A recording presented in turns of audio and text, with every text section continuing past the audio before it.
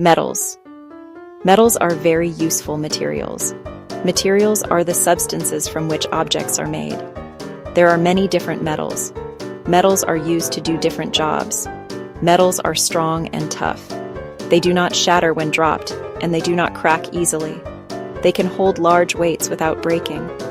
Metals are shiny when they are freshly cut or polished. Metals can be bent to shape them.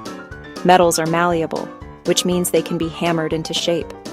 Metals are ductile, which means that they can be drawn out into wires. Metals make a ringing sound like a bell when they are hit. The word for this is sonorous. Most metals do not melt easily. They have high melting points and high boiling points. Mercury is the only metal. Metals are good conductors of heat. When you touch them, they conduct heat energy away from the hand so they feel cold that is liquid at room temperature. Metals are good conductors of electricity. This means that an electric current can flow through them. You need to remember that. The surface of most metals will become dull after a while. Big lumps of metal are hard to test for flexibility.